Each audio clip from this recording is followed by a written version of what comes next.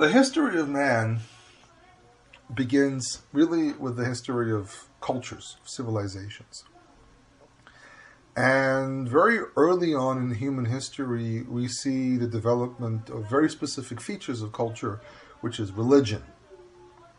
Religion originally, and by the middle of this, you'll understand why I'm talking about this first. Religion really started off as an agricultural religion. Many of the aspects that we find of religion back then are feminine features. You even find, if you ever come to Israel and you ask me to take you to the Israel Museum, I'll show these things to you. You have like little stones, size of the palm of my hand, which is so it's a little bit smaller because my palm of my hand is pretty big, but stones that have eyes and markings of breasts and female reproductive organs. And very simple things. But you see how these images develop more and more, and they become a lot more explicit. And there's a lot of emphasis on fertility. And everyone knows the fertility worship in the ancient Near East, but you don't even know the half of it. It was the core of religion. Before there were gods of wisdom and war and so on, the first gods were gods of fertility because that was the core thing for people. Survival, living, eating. And they understood that nature is out of their control, so they interpreted this as being gods. Now, in time, when people started gathering together as societies, they started building cities. This is where calendars come into play. Let's start with the cities. So the cities basically build up out of a need to protect oneself, to build mutual interests and so on. Living in caves didn't really cut it anymore. And people prefer to start living together because they realize if they work together, they can develop things that they only, instead of having to, I have to make everything, beginning from my clothing to my food, to my weapons and my tools and so on. They start realizing, we need to work together and we'll be able to build up something. They start developing villages. Villages turned into cities. Cities started developing into administrative structures. And religion became part of the city. This is why we have patron gods. And temples were erected. Temples became banks. Temples were strongly connected to the city itself, to the king, and so on. This is why many of the kings were priestly kings. It's very common in Assyria and Babylon. I'll mention something about Assyria and Babylon later, so you get the idea of how important these how would I call them, these cities were for these groups, and especially the temples and so on. And what happens is that each area has to develop its own system because of the fact that it has a different aspects of nature. What we need to understand as well here is that calendars are strongly connected to religion. But religion is not just the religious service, okay? It's not just the festivals. The moment cities became cities, the moment temples were built, they became the center of everything. And when I say everything, I mean everything. What it meant was, besides the practices of this ritual and that ritual and this festival and whatever and this parade and so on. By the way, to this very day, parades, people go on parades. The history of parades has to do with religion, with parading around the city with your God. If you always think about it, at the end of the day, many of our practices today as people are strongly connected to religion, to what people did back then. There was a parade done every 4 years in Athens in honor of Athena. They would parade her statue, and by the way, there was several statues. One of them was a huge one that you couldn't parade. But you paraded every year. You paraded a statue, and there was one special parade every 4 years, which I can't remember what the name of that parade was, because they had a lot of different parades and a lot of different festivals and so on. but every 4 years they would parade her with this brand new garment. They had the virgins of Athena who for 4 years wove this magnificent garment that also had the images of the deities. And it took a while to make this thing because it was very, very detailed. But every 4 years they will redress her in a new robe. But part of the point was to walk around with this gigantic statue in the streets. And to this very day, Catholics do the same thing. There was even one video I once saw, very unfortunate, for them. For me, it's like, okay, it's another statue. But where they were parading around with the statue of the Virgin Mary, and it fell and broke. And it smashed in the middle of the church. And a lot of people there were very embarrassed. But the point is that a lot of what we do today and a lot of what we experience as people today is strongly connected to all these things. So what happened is that if you have a temple, you have a center of power. If your king happens to be also your priest, this way, by the way, in the Torah, they're separated from one another. There actually is a separation of religion and state in the Torah to some degree. Everyone was religious, but the crown and the temple are not supposed to be connected to one another. And this is part of the struggle of the first temple. We can get to that some other time. But the point is that, excuse me, there's a lot of wind today here in the air, so it's a bit of dust in the air as well. One of the things that happened as well was the fact that you had to pay tribute to the temple and you also had to pay taxes. Now, a tax year and a festival year are not necessarily at the same time. It was very common that the festivals fell based on the agricultural, not cycle, but experience. Now, what do you mean by experience? That moment where spring comes, things come back to life. In some practices, as I said, Kimberly's asking, how can state and religion be separate when the king had to write his own Torah? As I said, it's a subject for another time. The thing is that one of the points is that the king is not allowed to be the high priest. This is one of the elements of separation of state from religion in the Torah, but this is a subject for another time. And in a lot of the practices in this region, especially the religion or the cult of Tammuz or Damuz, also pronounced as Damuzi, where Damuzi in the myths gives up something. There's like this. There's several stories. One is a competition between Damuzi and another man. One of them represents agriculture. The other one represents the shepherds. And I think Damuzi represents the agriculture, and there's a struggle between him and the person who represents shepherds over the love of this woman, and I think one of them has to give up. I can't remember what it was, but Damuzi, one of the stories about Damuzi is that he dies. And there's actually a very interesting, again, in the Israel Museum, there's this interesting wall carving that they pulled out of a wall somewhere, where you see Damuzi, who's represented as like almost like a tree-like type of thing. He's like a head that has like spikes coming out of it, hands that go out with the fingers sticking out as if they're like this, as if they're like branches as well. And there's an image of him lying down, then another image of him standing up, and the whole idea is that to do with the death of Damuzi and then his resurrection.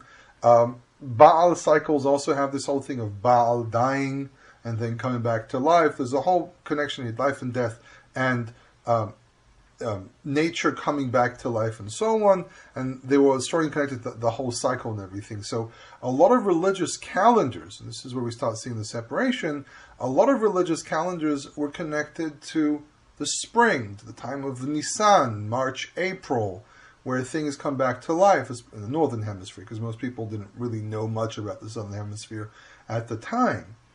And they... So they had that. So in the beginning, one of the calendars that existed was the calendar that had to do with nature.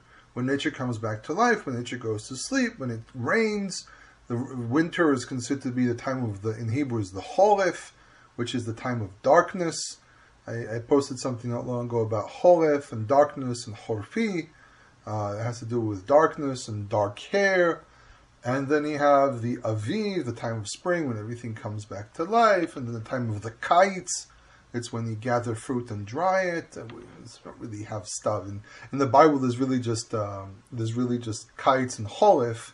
Aviv is not really a time. Is not really a season in the Bible. Today we call it Aviv, and it's really used out of actual context. Aviv has nothing to do with what we call spring. It has to do with the state of the grains, which is something we'll explain about today. And so that was all nice and dandy when they only had to pay, to the temples, when they had to pay tribute to the gods and so on. However, in time, as I said, the development of cities, and really, if you take any major history book, you'll see that the first half of the book, if you take Kuller's book, then I think his name was Kurt. If you take his book, it's a very, very long and very dry read, because it highly details some of the very early points of what we know of early culture of man. It takes a very, very long time explaining this development and structure. But the point is that the moment cities came into play and people started seeing themselves as leaders and started claiming that they are descendants of gods, and therefore also took names like the son of this deity. In the East, they were like that. In the West, Greece and so on, they didn't really have worship of the throne. That's really more of an Eastern culture, the Eastern concept that came later on because of Alexander the Great conquests in the end of the 4th century in the East. But people worshipped a lot of the kings as gods, and kings that, for example, were not descendants of, say, the previous king and so on, had to take some kind of an excuse that there was some kind of spiritual descendants, or they were also descendants of this god, and therefore they have the right to rule. The name Sargon, if I'm not mistaken, is really one who rules with right. Sargon, this is what I remember, that's what the name means. What's interesting is that sometimes Sargon can also be pronounced as Surkhin. Sargon II built a place called Dur Surkhin, the city of Sargon, so it's interesting it's pronounced like that as well. Has to do with the difficulty of pronouncing Assyrian words, because they're using Sumerian symbols, and Sumerian symbols don't really necessarily correspond with Akkadian and Assyrian, so that sometimes there's other ways of reading something. So Akkadian is a very, very good example of having to know context to be able to read something. When I'll talk about Hebrew words, I'm planning at least a few more videos in the word study series. I'm going to use Akkadian as an example as well, hopefully, and I have to dig up a few examples, and you'll see what I mean. But in any case, they became strongly connected to the temples, but you can't run a country without taxes. Taxes have to be connected to the physical year. They can't be connected to the ritual, because the ritual commemorates something completely different. The ritual is more standing before the gods and saying, thank you for bringing the sun back, thank you for bringing life back, thank you for this wonderful air and the rain and the spring, and that we can go around dancing in the fields and doing some other stuff there as well. There's a lot of these funny stories about Egyptians and technically rolling in the hay in the spring in Egypt. It's you read some of the Egyptian literature and you go like, this is kind of weird that they're writing about these things. But kind of the Egyptians were very, very open about these types of things. But in any case, they wrote things like that as well. There's also, unlike what some people think, there's also love songs in the ancient world, and there's lullabies. I actually have a small collection of Mesopotamian lullabies, which is something that many people don't realize existed. They lived, and they even found toys, children toys, little horses and little wagons and stuff like that. And what happens is that you also need taxes. This requires creating a separate calendar. Now, each area is different. If you live in a country where it rains, so your physical year ends at winter. On the other hand, if you live, for example, near the Nile in Egypt, your physical year ends when you're done harvesting after the flooding. This created several separate calendars in the ancient world that existed side by side, and some of them, in many cases, had two calendars existing side by side. And in Egypt, I would even say there was a third, but in Egypt, there's a very simple problem with Egypt. There were several dynasties, and each dynasty was someone else who usurped the throne, and they wanted to emphasize this god or that god, so they changed the calendar. So in Egypt, they had a lot of stages about the calendar, which creates a massive mess, in people who study calendars. So you should be aware of the fact that there was like 3 or 4 different calendars. Some of them existed side by side. Some of them existed in different times because of these different struggles. So let's talk about Babylon first. Let's talk about, well, when you say Babylon, you're really talking just about a city. So let's talk about Mesopotamia, because the Assyrians and Babylonians more or less shared a culture, to a point that one of my professors, when we were talking about the conquest of Jerusalem, kept on saying the Assyrians destroyed Jerusalem. And I obviously, sheepishly, because I studied the period, and I studied another course, and I said, what do you mean Assyrians? It was the Babylonians. And she basically said, Assyrians, Babylonians, same thing. So I said, true, but you have to say it's the Babylonians, because the Babylonians were the people that... Babylon was the city that controlled Ashur. So it's Babylonians if we go according to the leadership. But for now we're going to say Mesopotamia, Assyria, Babylon, parts of the Zagros Mountains and parts of Persia. So they basically had 2 calendars simultaneously. They had the calendar that started in spring and the calendar that started in winter. And these were 2 separate calendars that existed side by side. These calendars took into consideration the fact that they wanted the Akitu celebration. That's it's not really a New Year celebration, but it's kind of a New Year celebration. They celebrated the creation of the world. I mentioned earlier that I mentioned something about the Akitu as well. The Akitu was a ceremony where they would take out the statue of Marduk. And for those who remember the first lesson we had all the way back over 2 years ago, I spoke about the Enuma Elish. And I, with very broken Sumerian, tried to read the Enuma Elish. Now I know how to read it a little bit better now that I practiced it. But the Enuma Elish is the creation story, the Sumerian Babylonian creation story. And in the creation story, Marduk goes out to battle against Tiamat and Epsu.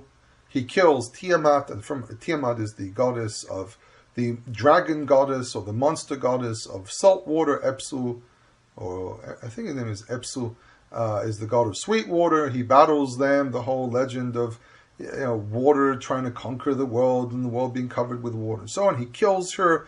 From her body, he builds the world. He builds the world so the gods won't have to work hard to eat. So a very complete different story about how the world was created, different purpose, different ideas. So there's really no connection between these stories except for the fact that this whole thing with water. He defeats her, takes over, builds his own palace in the heavens. He becomes king over all the gods, even the older gods who were actually older than him, which raises a question about what exactly the Babylonians believed about the gods. The book of Genesis actually stands in contradiction to the Babylonian belief that gods were born and they died, which is, by the way, very similar to some of the Greek mythology. You have to remember that the Durians and many of the Greek peoples, the Durians and the Achaeans, which dwelt in Achaea, which is basically the area of Sparta, the Durians, which were north of that, in the area known as Etica, they actually came from the east, so they took a lot of these stories with them. And one of the things that they teach, when you study Greek theology and mythology, is they believed in something which was very similar to evolution.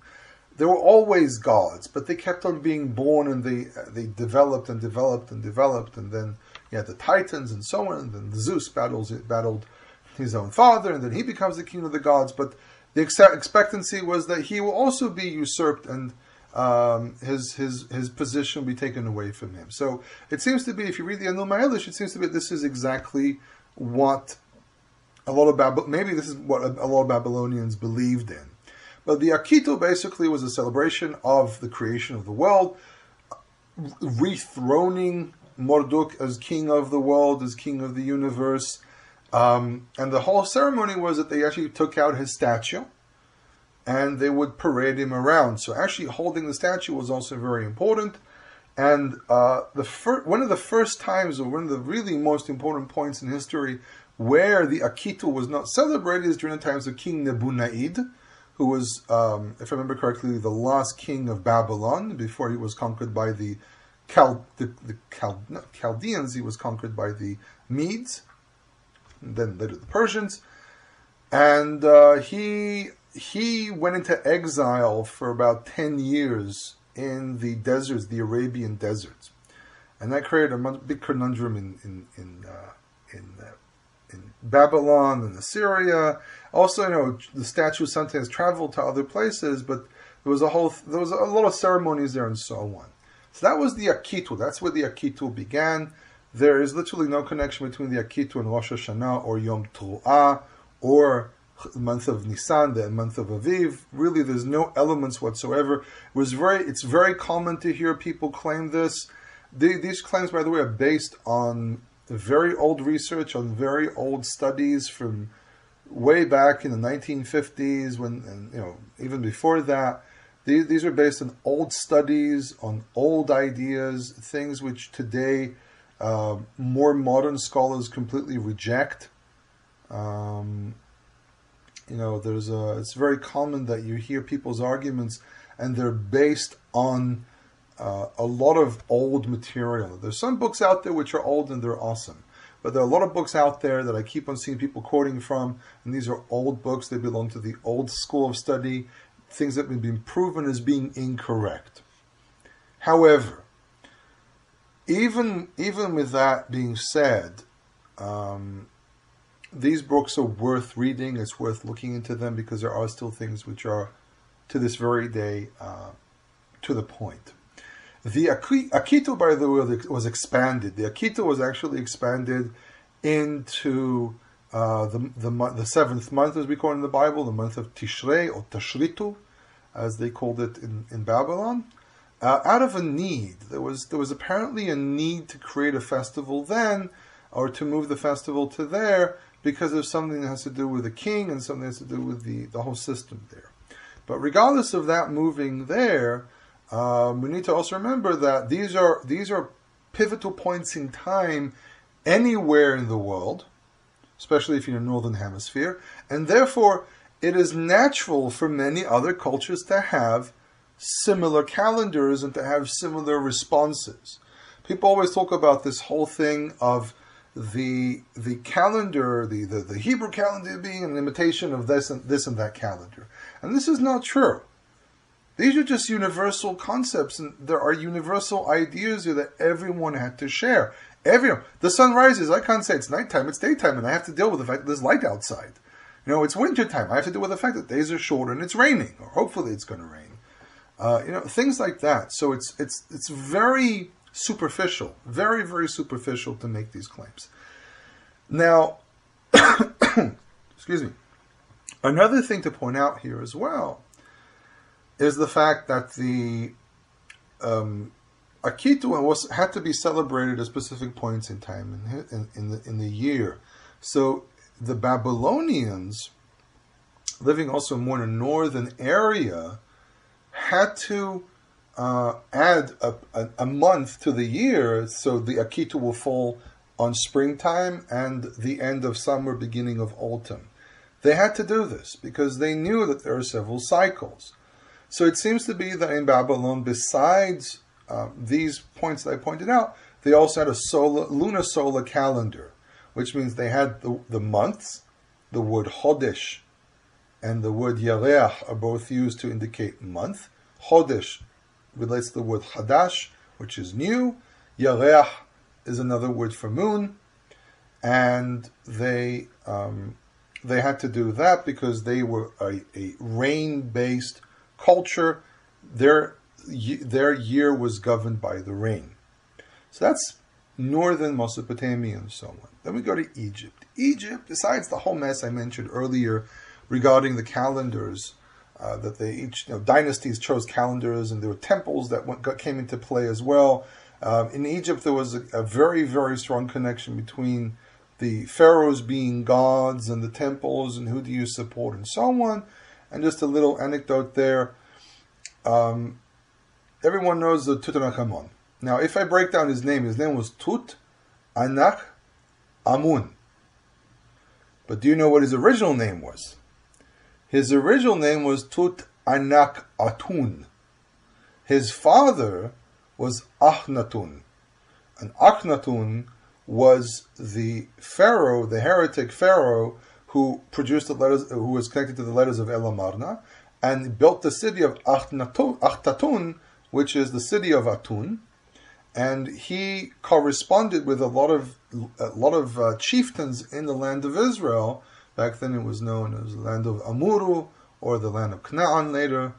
And there's a lot of interesting things about biblical Hebrew that we get from these letters. A lot of little glossaries there that give us insight of what the language looked like at the time. A glossary is an entry of information. It's kind of different or outside of the scope of what's being detailed in the letter itself. I'll talk about this more in detail. I think one of my videos actually mentions this. And the reason he had a name change is because after his father died, he was actually very young, and as commonly happens, there's always a potential of killing this young king or taking over, or him having to choose sides and so on. And the priest of Amun stepped in and said, "Oh yeah, if you join us, we'll protect you, but you need to change your name from Atun to Amun, because apparently these were not the same god." Though Atun resembles to some degree Amun-Re, the sun god, but it doesn't really matter. But you need to know there was a competition. There was a competition between the temples, between the priests of Amun and the priests of, I think it was the priests of Osiris. I don't remember, this was quite a while ago when I studied this. And they compete between them as well, and they competed over the calendar and so on. So in Egypt, there was a competition between the different deities. Though there was one main deity in the eyes of most people, remember that there's a strong connection between temples, money, banking, and things like that. So there was always a competition. Then this is where the calendars changed all the time. And I'll get to Israel, and I'll point out something about that as well. And what happened is that the Egyptians were governed by several things. They were governed by the floods of the Nile, and they actually were able to bring down the floods of the Nile to a mathematical structure, to a mathematical calculation of when things happened. There's actually these temples that I've seen, or like water shore temples, where you would see a calendar that's based on, well, at this point of the year, the water is supposed to come up to here. Then another point of the year, water is supposed to come up to here. Another point of the year, the water has to come up to here. And they were governed by the floods. The floods are from the Blue and White Nile, Lake Victoria, all the way deeper in Africa. And that was one thing. The other thing they had was the obvious seasons of the year, though they're not really a rainy country, so they wouldn't really have that much rain, so summer and winter are more or less the same. And then they had the rise of the star of Osiris. Is it Osiris? Yeah, I think it should be Osiris. And that's another point in time. So the calendar they were using at one point was connected to both. And then obviously you had the physical year that had to come into play as well. So they also had basically two calendars side by side, because taxes were also very important. However, because the Egyptians were less concerned about seasons and more concerned about floods, for them, what they did to keep feasts in specific points in time of the year. Instead of adding a month, they will add days. So their mechanism was connected to adding 4 days every year. So you don't end up celebrating something what's technically winter. It does rain in Egypt, by the way. It's important to point out it's not the Sahara Desert. It's not that really dry, the Death Valley and whatever that. I can't remember. Somewhere in the United States called Death Valley. American geography is not really something I know, and it's nothing like that. What they basically had. They did have rain, but it wasn't as much. They really relied more on floodings, and this is why the Torah specifically says, "V'hishkita kigan ha'erak." You don't have the floods; you have to actually collect the water and water your fields, like the gan yarak, which is a garden or a vegetable field. So they had completely different considerations of how the calendar works. Their new year, by the way, also happened in springtime. The month of Nisan. But as far as I know from what I've read, and again, I might be wrong, I don't know everything, they celebrated only during the spring, and again, the fertility thing, there was a whole thing about a statue of Amun, and a bunch of theories there about what the statue specifically looked like, and there's a lot of attention there to the fertility part, so there's a lot of stuff about it. I don't want to expand on it, it's using imagination. And so one of the questions that comes up with seeing these two calendars, and there's also the Ethiopian calendar and a whole bunch of other calendars that exist, the Greek calendar. Greek calendar, it's mentioned the Greek calendar. The Greek calendar was a lunar calendar. The Greek calendar actually was really lunar-solar, but there's a strong focus there on the lunar. And this lunar subject came into play very seriously later on in the Second Temple period. Now, the other thing that needs to be pointed out here is the reality of the land of Israel. The land of Israel is more like Mesopotamia. The fact that we depend on rain and we don't really have floods makes us very Mesopotamian. Which means that the chances are very, very high that the calendar used in this region was more in the style of the Mesopotamian calendar. Now, we mentioned last time, we started with the first verses of chapter 12. And the first verse of chapter 12 clearly point to Chodesh Hazeh Lachem Rosh Chodeshim U'Lechodshei Hashanah. This month is the head of all the months of the year. So obviously the year begins in springtime, what we'll call the month of Nisan, just for the need for specific names to make life a little tad easier. That's the only reason I use this. On the other hand, they also had a physical year, and this physical year was based on a tax year. So it seems to be extremely logical that there were two calendars functioning simultaneously in biblical Israel. But we need to remember that the most important calendar for the Israelites was the feast calendar, because the Torah is a covenant with the God of Israel, not a covenant with the king. The king was a function issue that you have to have leadership of some sort. And the moment you settle, there's no guarantee that you'll be united again. So the idea of a king came out of the necessity of having to have someone who unites everyone so they can protect themselves and someone who will lead them. I will point out that there's a very strong connection between kings who save people and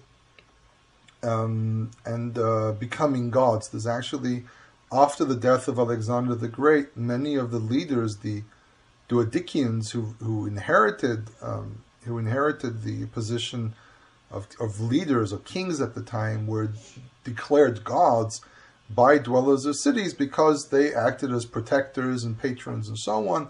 There's a very interesting Plotarchus, as they actually call him in Greek, mentions this whole letter that describes how two Dodicians, Antigonus, Monopotalmus, the one-eyed man, and Demetrius there's a petition for them to become gods, and their actual images, while they're still alive, their images to be engraved on the robe of Athena, which is a very unusual act. But you see that the king is more of a function of a necessity, and this is why I say there is a certain element of separation between religion and state. Though the Torah does institute a kingship, these are the rules of the kingship. But it says the question is, does the Torah really say you have to have a king? It's one of the questions that's raised about this. But again, as I said, it's a different subject that we need to speak about some other time. But what it seems to be is that in Israel they had the same situation. They had the biblical calendar, the calendar Torah ascribes, which seems to be lunar-solar, and I'll explain that in a second. But they also have, the moment they have leadership and having to pay taxes, they needed a physical year, which meant that they had to create what we'll call secular, quote-unquote, calendar, so they can manage the country. And you can't walk up to people after winter and say, pay me your taxes. Taxes from what? I have to give my tithes to the temple, and now you're also walking up to me asking for taxes. So, at least if you're going to ask for taxes, it's at least, do it in a reasonable time. But in any case, it seems to be this was the reality. Now, why did I say it seems to be lunar-solar? There's the classic point, the classic argument that it says, Shamor Chodesh Aviv. You have to observe the month of Aviv. You have to make sure that this feast, known as Pesach, and the next feast immediately after, adjacent to it, Chag HaMatzot, will all fall in the month of Aviv, because you have to bring bring young sheep, and you're celebrating your barley, and you're celebrating later on your wheat, and so on. There's a strong connection between the agricultural cycle of the land and when the feast is done. So you have to make sure that not only do you keep into that square known as month, which is Chodesh, which is obviously lunar, though you can create artificial months, and we'll later on see examples of artificial months. You also need to make sure that you keep inside something solar, something which happens in a specific season of the year. So this is why it seems to be that the calendar is lunar-solar. When the day begins, again, if it's lunar-solar, it opens up possibilities here. The world begins at darkness, so therefore people say it begins during the day, and there are a few verses that support that. And then there's a lot of verses that talk about things only during the day. I usually call that the cultic time frame. Temple is only done during the day. At nighttime there is no temple service. The temple is closed, and therefore everything in the temple is a function of the day. I remember I read not long ago an explanation why only during the day and what's the whole deal with the night. Unfortunately, I don't remember what I read there, so I'm going to have to skip that. In any case, so that seems to be the case. Now, when the Judeans and the Ephraimites, or when Judah and Ephraim separated from one another, Yerovam played an interesting game. He didn't change the calendar. The Book of Kings says that Vayas Hag b'chodesh hashemini k'Hag asher b'Yerushalayim, that he did a feast on the 8th month as the feast in Jerusalem. The word Hag is a word that for many, many, many centuries, even in Mishnei Hebrew, even in the Mishnah and the Talmud, is another name for the month of the feast of Sukkot, the feast of booths. Though I don't like the term booths because booth really means one thing, Sukkah is something else. But the point is that he didn't change the calendar. He played a completely different trick. What he did there is he said, look, Aviv, here up in the north, doesn't happen when it happens in Judea. We can't celebrate based on what they do. We're the majority. And therefore it must be according to what goes up here in the north. And what he did is that he basically said the new month, the first month of the year happens in many cases a month later. And really, I lived in the north and south parts of the land of Israel. I've lived in the Galilee, I've lived in Samaria, I've lived in Judea, I've been on several Aviv searches and so on. And I know there's a difference. I actually go out to see what the fields are doing here, and it's always a month later. The Samaritans, for example, tend to have their celebrations of Hag HaMatzot and the Pesach, and with them it's literally Pesach. They actually do a Pesach celebration. They actually slaughter sheep, big ones. I'm very doubtful if those sheep are really inside a first year. And if you want to read about that, if you go to my blog, there's an article there known as "How Old Am I?" And that blog, I discuss the subject of what it means Ben Shana. Is it a year old or in the first year? There's a problem with this genitive of Ben Shana, this construct state of Ben Shana.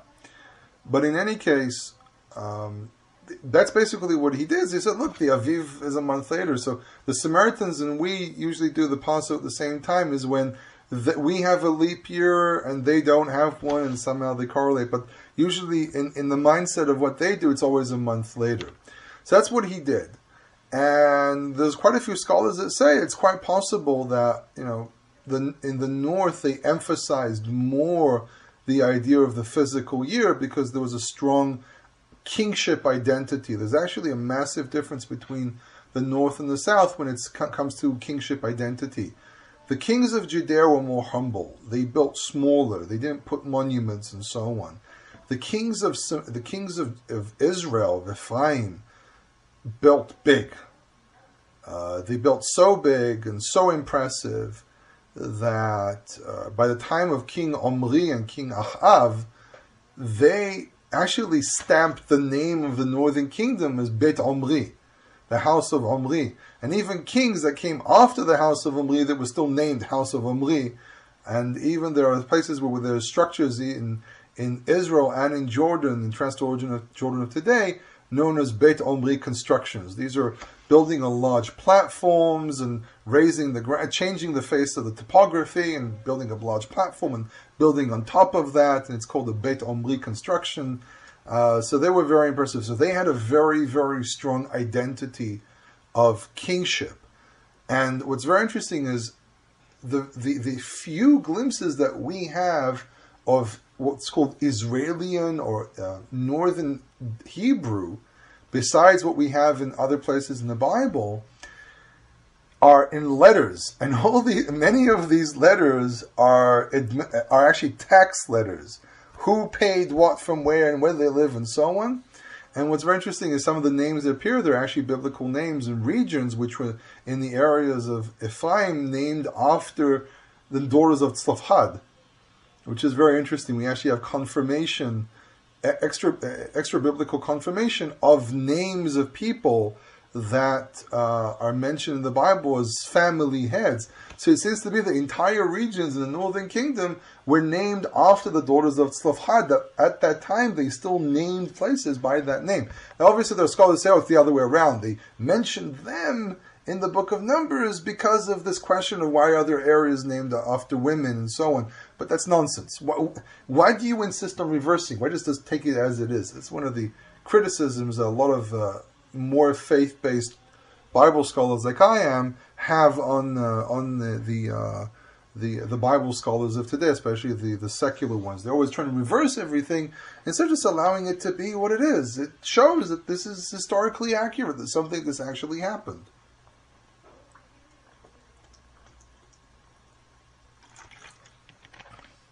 Moments of silence, it means that I'm drinking, for those who don't see the video.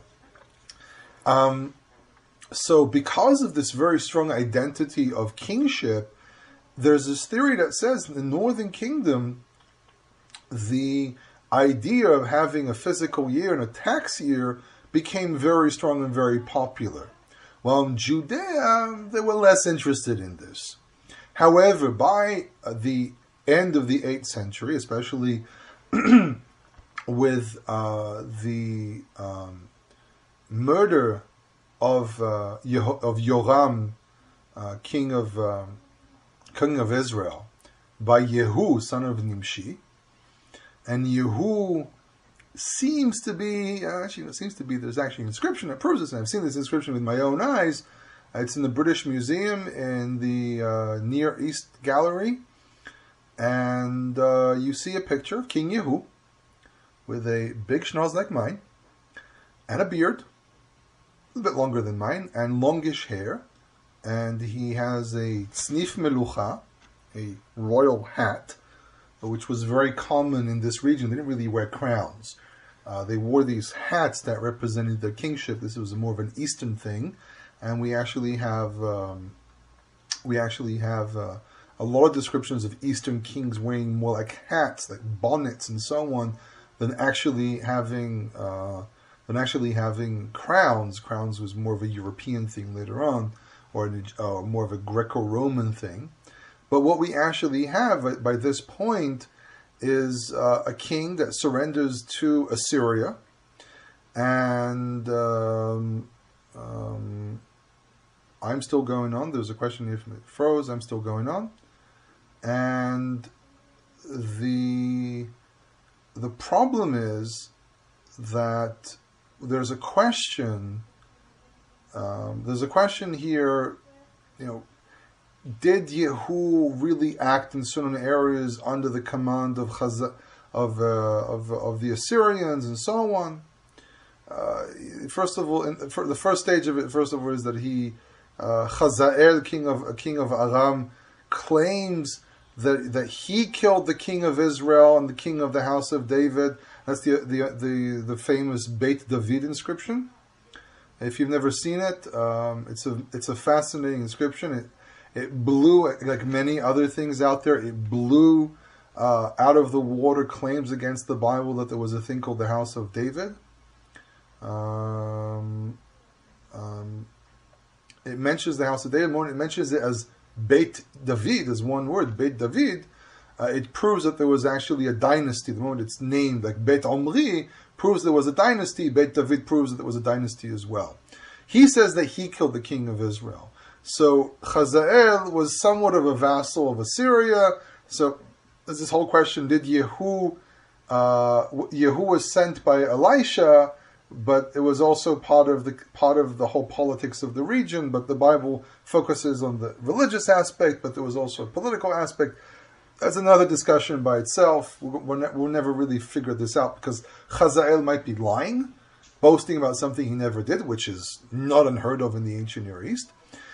But by that point, the problem that they had is they had to pay taxes to Assyria, which Assyria, as we know, as a fact, had a physical year. And therefore, that calendar became even more important, because if you didn't pay your taxes to Assyria, they would come and kill you, because not paying your taxes meant that you're rebelling. And rebellion is always dealt with a harsh hand. And it meant that if you were not rebelling, you had to show up before the king, travel all the way to Assyria with your taxes, and apologize and explain what happened, and usually pay a fine. And there's plenty of inscriptions that you can read. There's a publication by Eisenbrunns and other bodies that published a lot of the Assyrian documents, and you can see documents of Sargon II, the Salhadon, Tiglath-Pileser III, and so on. Where it mentions that certain kings didn't pay their taxes, and therefore they had to punish them and take more money, and so on. It seems to be that today we're not going to really get to the text. I'll have to do that next week. But I hope people are enjoying this, and those who listen to the recording, I hope you're enjoying this. And but by the year 720, 721, excuse me. I apologize for that. The the northern kingdom was destroyed. Now, it doesn't mean that the land was empty. I remember there's the Oded Lipschitz, I think his name is Oded, the Lipschitz lecture that I posted about the myth of the empty land. So they were still dealing with the physical year, having to pay taxes. Now, if you follow the writing, the Sancheriv, I forget what it's called. It's like the Sancheriv cylinder, it's called. And it mentions that he conquered 46 cities in Judea, and he trapped King Ezekiah. They didn't have a het by that point in Middle Assyrian, but he trapped King Ezekiah like a bird in a cage, which meant that he conquered Judea more or less, and Jerusalem was spared for some reason. I wonder why. Even Herodotus, the Greek historian, mentions that there was a miracle in Jerusalem. So it seems to be the story in the Bible can be proven as factual. But he did take Lachish, which was the secondary capital, and they point this out. If you ever go to seriously, if you ever go to England, make sure you go to the British Museum. As a rule, when I fly out to England, every time I've flown out to England, as a person who's aware of what's going on around him, I go to the British Museum. I've seen what they have there, but it's still pretty amazing to go in and just see it again. What's also amazing, it's free, unlike all the museums here in Israel. It's an amazing museum. One of my professors keeps on saying, it's an amazing collection of theft. But on the other hand, if they wouldn't have stolen these items from different places, God knows what will happen to them. Some forms of thievery are actually good. But in any case, Judea came under threat by the year 720, 721, when the northern kingdom was destroyed. There was no more border that protected them from the north. Jerusalem goes under siege around the year 701 BC. This is to the common calculation. I'm not going to go into the whole discussion of the exact calculation, the flaws with the chronologies and so on. The official is 701. Judea has to pay taxes to Syria after years of rebellion and not paying your taxes. This is why he came here. This area, Judea, Israel, Phoenicia, Kulia Syria, Great Syria, and so on. This was the backwaters of everything. No one cared about this, but they wanted their money. They need to pay. They need to fund these conquests. So this is what you do. You go out and you conquer. And so they actually came under the rule of the physical year of Assyria as well. So for hundreds of years, in Judea as well, they had to pay taxes. Assyrians were conquered by Babylon, though it was still basically the Assyrians. They were still using the same physical year. The Persians conquer Babylon. The Medes and the Persians conquer Babylon. They didn't change anything. Nothing changed. There was no reason to change anything. Now, during this period of Assyria, Babylon, King Menashe went more with the Egyptians, so he might have paid Egyptian taxes. Maybe there was a slightly different calendar at that time. But the main point is that for many years, especially after King Hezekiah, Judea was under someone else's rule and under someone else's calendar. And it just became natural after hundreds of years. Remember, 701 was the siege on Jerusalem, but for many years before that, they were already under attack by Assyria, under attack by Egypt. We know that King Josiah, there was a struggle there over which side they pick.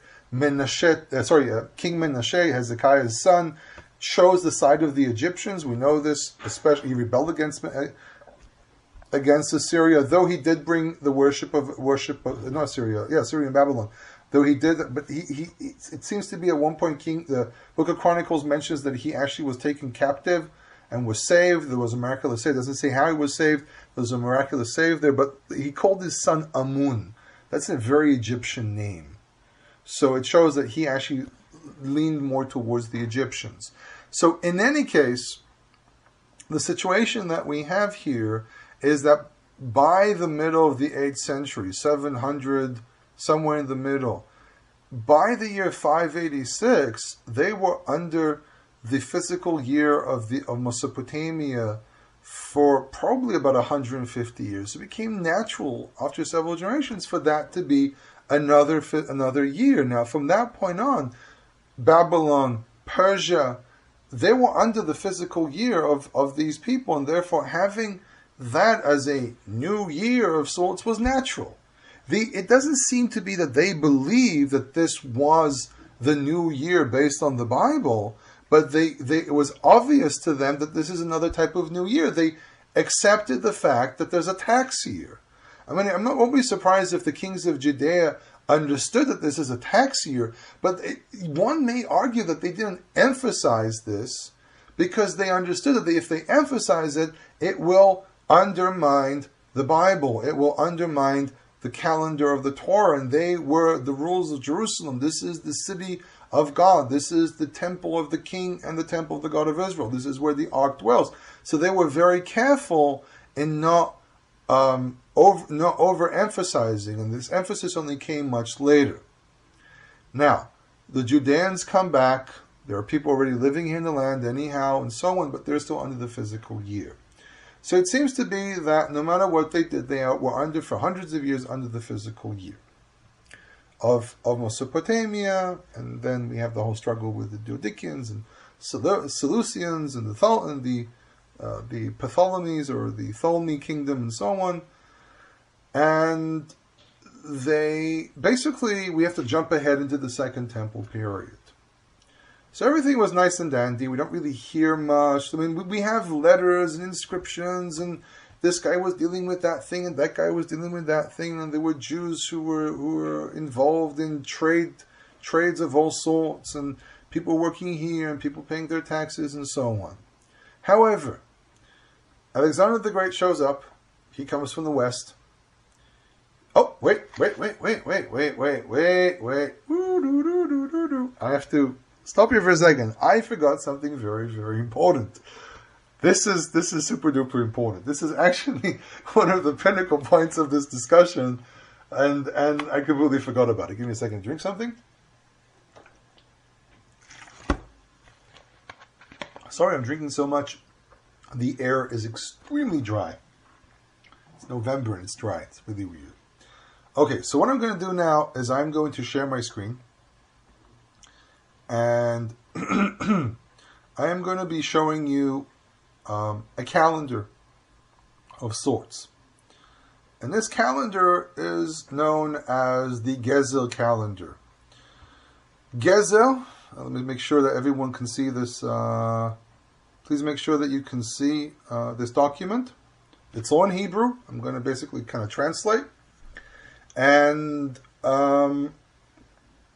Gezel is an ancient city on the the Judean plateau.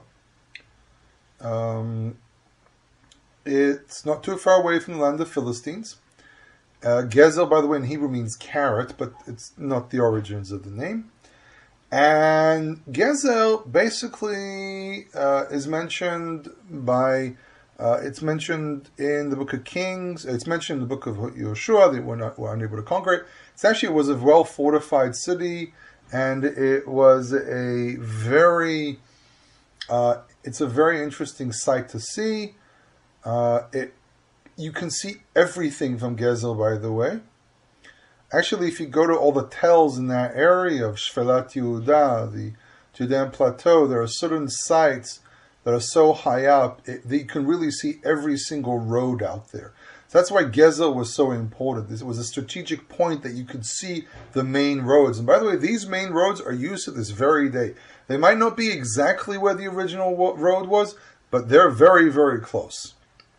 And what's amazing about Gezel is that it was unconquerable.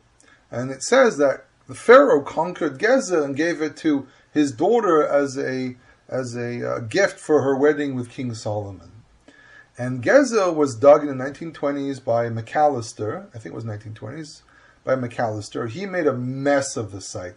He dug strips and dumped from one strips of holes into the ground, and dumped from one to the other. He mixed layers. He made a mess out of everything. And there is literally no way to fix this mess. You go there, you have, to this very day, you can still see the holes that he dug and the mounds he created. The guy's method was abysmal. I mean, I sat with an archaeologist, and there was nothing nice he could say about Macalister.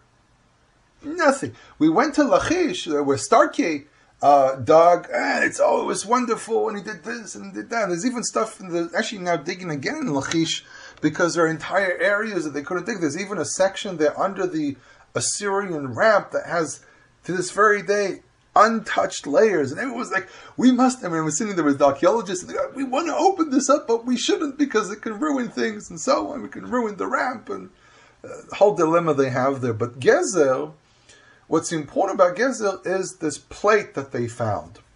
And this plate contains a description of agricultural stages of the year. So it's called the Gezer calendar as well. And it actually begins in the 7th month. And it reads like this. What you have here in bold is the inscription, but it's written in Paleo Hebrew. And it says, Yerho Asif, Yerho Zera, Yerho Lekesh. Now the thing about it is they didn't have much space. So they would sometimes write a part of a word, like the Zayin here in line 1, it sits in the end of the line, but it really connects to line 2. Now the word Yerho, there's a dilemma about what the word Yerho means. Some people think it's a case ending. Case endings are either genitive or accusative. They create basically what we call an older form of the construct state, month of such and such. It's the closest thing that you can translate in English in this situation. Month of, the first one is Asif, or Asaf, which is gathering, month of gathering. Another opinion says that Yerho is a dual form, 2 months of gathering. And then you have Yerho Zera, 2 months, or the month of seeding.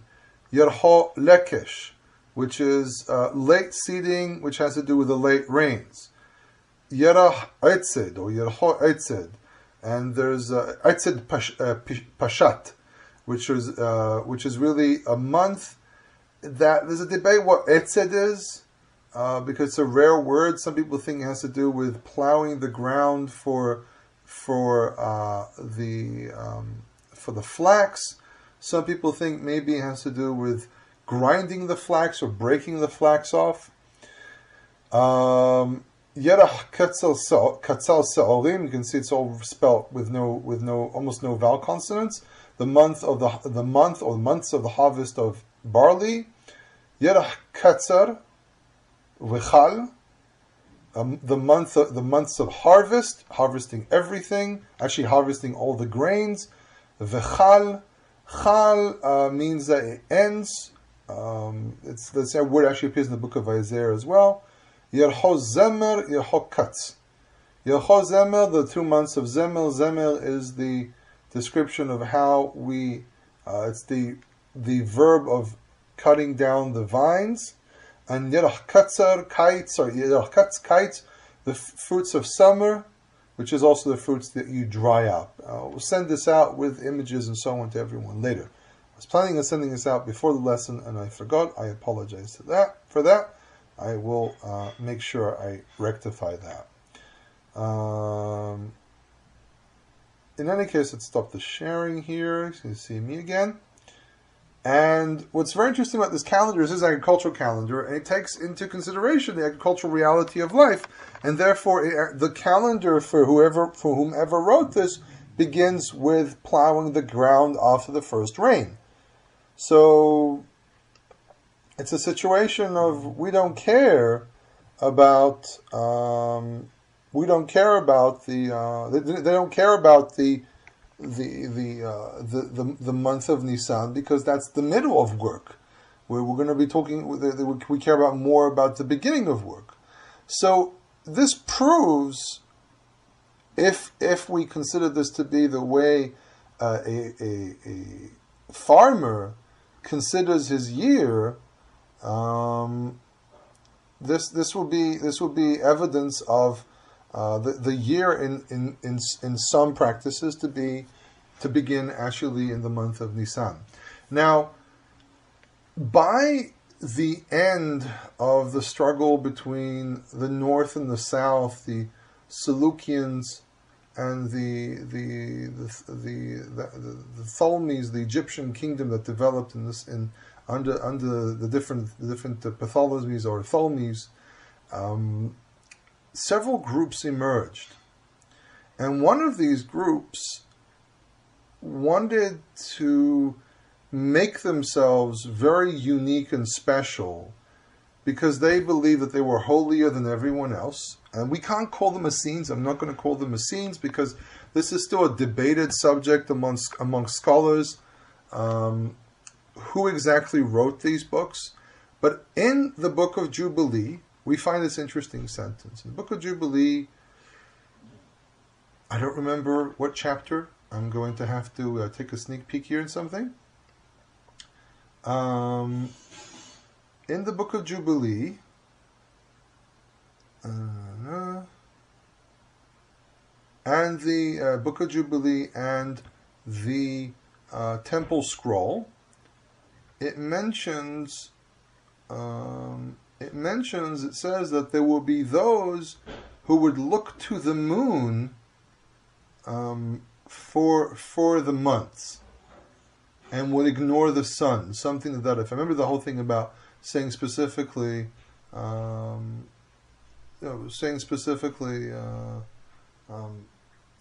the year that they would look at the moon, and they really were trying to say the year begins. It has to do you calculate the year based on the sun. Now, the theory that I heard from several people that taught me, my own teachers or people that I read and so on, is that this was more of a response. This is some kind of a fake orthodoxy, because orthodoxy is the sticking to the words and the avoidance of, in many situations, the avoidance of anything new, especially when it comes to Jewish orthodoxy. Jewish orthodoxy actually is an interesting paradox. If we ever get around talking about that, we might. But the thing that developed was that this group of people were against the idea of using the moon, but the reason they did this is because they saw the Greek calendar, which was based on the moon, and therefore they wanted to keep away from it. This is why I say it's a fake orthodoxy, because it actually rejects something which seems to be very clear in the Tanakh itself. But the problem they had is they ignored the moon, and therefore their months were based completely on the sun, and they had to create this fake calendar. Let's say quite fake, but this calendar that, based on discussions I had with different people about this calendar had no chance of surviving. So they might have used this calendar for 100 or 200 years, but they probably realized it was unrealistic. But let me share the screen again and show you something else, another piece about this calendar. So I need to bring up this. Oh, wait, what am I doing? Oh, sorry. I need to open this page. Okay, silly me. So what we have here in front of us is actually the Qumran calendar. Now, their rule was as follows. This is only the first 7 months, because this is where it's most relevant for the feast and so on. But their rule was that a month is 30 days, where the first month must begin on a Wednesday. And the whole idea, so you can see this is a Chodesh Harishon, the first month, this is the first day. This is the days of the month. The right column is the day of the month. The next column is the day of the week, marked with Hebrew alphabet, and then feast and so on. So for them, the rule was that the year had to begin on a Wednesday, and that begins the first month. And the day of Chag HaMatzot had to fall on a Wednesday as well. The waving of the sheaf, the barley sheaf, had to fall on a Sunday after the feast of Chag HaMatzot, so it falls on the 26th day, and then the days of each feast fall on specific days of the year, where the date and the day are always the same. Now, besides the regular feast that we have in the Hebrew calendar, this is, by the way, the calendar based on Yigal Yadin's reconstruction. They also have, in the Book of Jubilees, it mentions, and I think the Book of Jubilees, it mentions a few more feasts, like Bikurei Chitim. Oh yeah. So also what happens is Shavuot always falls on the 15th day of the third month. It's always falls on a Sunday. And it's called Bikurei Hachitim, the first fruits of wheat. And then on the fifth month, every 50 days there's something else. So 50 days after the barley, there's wheat. 50 days after the wheat, there's the vine. 50 days after the vine, there's all the rest of the trees, including olive trees and so on. And then we have the first day of the seventh month always falls on a Wednesday, which is, by the way, the opposite of the rabbinic rule, Lo Adu Rosh, that the Rosh Hashanah or Yom Teruah never falls on a Sunday, Wednesday, or Friday. Yom Kippur always falls on a Friday, and Chag Sukkot always falls on a Wednesday. So this calendar is very, very artificial. A month is never always 30 days, but then they have another problem. The other problem that they have is that they always have these extra days. And these extra days, okay, as you can see, the first month ends on a Thursday. The second month begins on a Friday, ends on a Saturday. The third month begins on a Sunday, but then it has 31 days, which is unnatural. But then, which is unnatural to a moon cycle. The fourth month begins on a Wednesday, which is a direct continuation of the third month. But then, the fourth month has only 30 days, and it actually skips on Friday and Saturday. Because the fifth month begins, the fifth month, it doesn't skip there, The 30th day goes straight into the first day, Friday of the first day of the fifth month is a Friday. But then what happens here is, along the line, this is probably someone's mistake, this 31 day here, but I've heard people explain this, that they actually, on the fifth month, they did have a 31 day, but this was what's called the missing days. And that they had like these, these special days that were not counted. So these were Yamim Asher Lo Olim B'Cheshbon. These were days that they had to deliberately omit. So they have, so their year fits into, into another structure. So this is a calendar, and I've never really sat down to really dig deep into this calendar, but there's a lot of literature there, and really the entire lectures you can give just on the Qumrani calendar.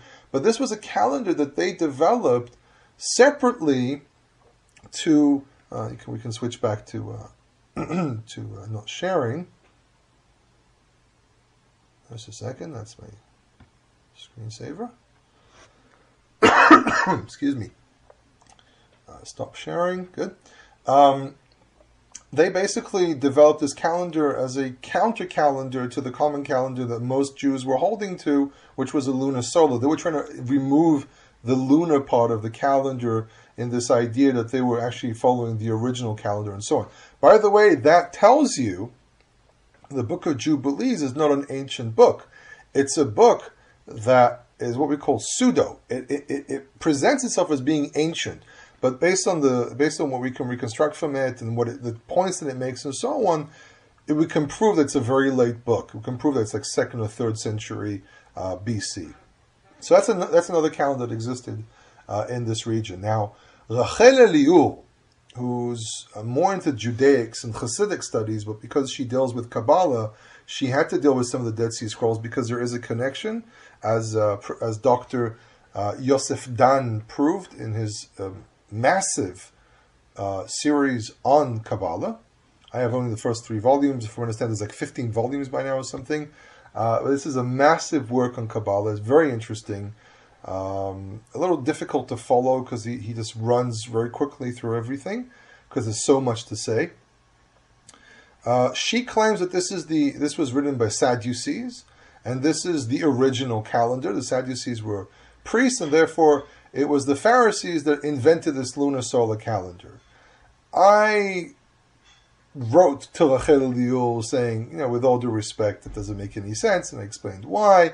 There's a lot of evidence isn't, and so on. And she tries to make this claim that even the P source actually holds to this. And I said to her, my response was, the P source is obviously not saying that. This is your own reading into it. It doesn't say that. Unfortunately, there's a fine line between what things actually say and what your interpretation is trying to say. Rachel Eliyahu has been pushing this idea for many years now. I've read her articles, I've read books, I've listened to lectures. She has not convinced me one bit. Her points are very, very weak. But she's not the only one who makes this claim. This is strongly connected to who actually wrote the Dead Sea Scrolls, and it's extremely questionable if the Qumran community wrote the scrolls. There's actually not clear if there actually is any evidence that there's a connection between the scrolls and the caves and the village. The theory, the idea that there's a scriptorium in Qumran is something Roland Devaux invented, and he looked for a very early monastery. It's been proven that it was not a monastery village. They were actually very wealthy there. They were heavily involved in the production of farsimon oil, which is a very, very expensive oil. They sat next to a major road. Really, the whole story, what most people know about Qumran is probably not true. It was invented by people in the 1950s, 1960s with a lot of romantic ideas in their heads. In any case, we've covered here a lot of information, a lot of points about calendars and so on. Last point, because we're almost at an hour and a half. Last point I have to make. The Jewish calendar, up to about 1,000 years ago, was the biblical calendar. What we use today as a calendar, the calculated calendar and so on, became the only calendar for a very long time because of the Crusades.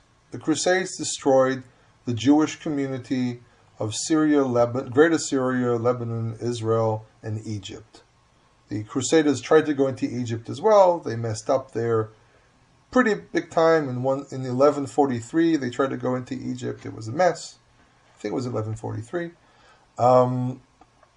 And the story goes like this. When the Second Temple was destroyed, the Sanhedrin still existed. The old tradition still existed. They weren't called Pharisees anymore. They were called the sages. They were called just Jews, because Sadducees and Essenes kind of had to vanish because there was no center, especially the Sadducees. There were splinter groups. The Pharisees became the main entity of Judaism because really just reality dictated that. And for a very long time, you look at the Mishnah, you look at the Talmud, unlike some Judaic professors, especially the religious ones, I'm going to openly admit, religious, Orthodox Jewish academics sometimes create they do create a bad name for such a field, and they do a disservice for the field. I've heard people, who are academics in their respected Jewish studies fields and so on, and I've heard rubbish about the calendar like you wouldn't believe. One guy says, oh yeah, this is new movement that wants to start looking at the moon. This is a new thing. I said, what do you mean it's a new thing? What do you even study? What have you studied? What kind of literature have you studied, for the love of God? Or people, this one guy says, oh, the word Aviv, now people are trying to claim that it has to do with the barley. This is not true. So what are you? I wrote to this guy saying, "Who are you kidding? What? Just stay there. Don't make comments." I mean, I actually publicly wrote to this person, "You're making silly comments." I wrote, "I'm a Bible scholar, and my profession is actually teaching biblical Hebrew, and I can tell as a fact it means this." But you have stuff like that. But basically, what happened was that the more people spread, and the more it became difficult to send out the message. People started appearing up in Carthage, and in the western side of Africa, and people already going into Germany. By the 6th century, we have the sages of Italy corresponding with Jews in Germany. The students of Clonimus, son of Clonimus, was basically one of the Gaonites of Italy, that we don't call those ones Gaonites. Gaonites are usually reserved for land of Israel, Egypt, and Babylon. Those are the people who received those names. The Gaon Yaakov, it was a title they gave the head of the yeshivat. And the land of Israel, even after the destruction of everything and the Muslim conquest and so on, and living in Usha, which is not too far away from where I live, by the way, and living in Tiberias, and the Sanhedrin moving from place to place, Sanhedrin continued to exist. In Babylon, it was easier to calculate. So Hillel II, what he did is he created a formula. And the formula, it seems to be, even in the Talmud and the Tractate of Rosh Hashanah, it seems to be that the formula was calculated to be able to see the actual moon. And people in the land of Israel continued to go out and sight the moon to confirm the calculation. In Babylon, it became easier just to use the calculation. So there were actually discrepancies between the West and the East. There were discrepancies between Babylon, which contains Persia and other areas as well, and the West, Syria, southern Syria, Lebanon, Israel, and in Egypt.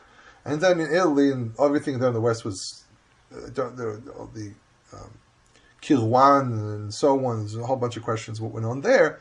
They corresponded with both places. I'm not too sure exactly what went on there. But by the 10th century, Rav Saadia Gaon, who was he was the rabbi of Pumbedita, one of the great study halls of Babylon, writes in his Siddur, his prayer book, which is not just a prayer book, it's a lot of halachot and stuff like that there, a lot of laws. He states that the moon has never been sighted on the first day of the year. Basically on Yom Teruah, Rosh Hashanah. Which proves that by that point in Babylon, they only went according to the calculation. Now we need to understand Rav Saadia Gaon. Rav Saadia Gaon was an orthodox. He was very orthodox, but orthodoxy can also create heterodoxy. He stuck to this calculation to a point where he argued, and I actually have these letters at home, he argued with Ben Meir, who was the Gaonite of the land of Israel, was the head of the yeshiva of the land of Israel, Yeshivat Eretz Israel. He argued with him about what's known as a molad zaken, a late conjunction.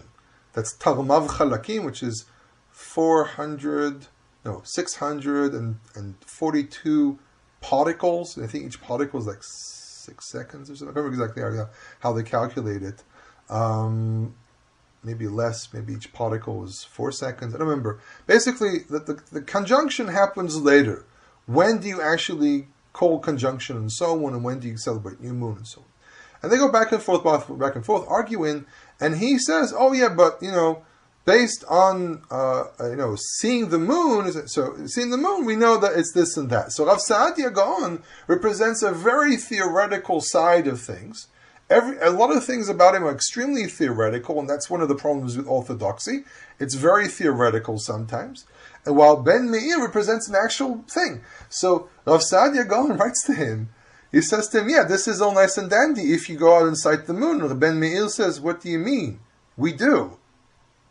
What this proves is that in the land of Israel, for a very, very long time, they sighted the moon.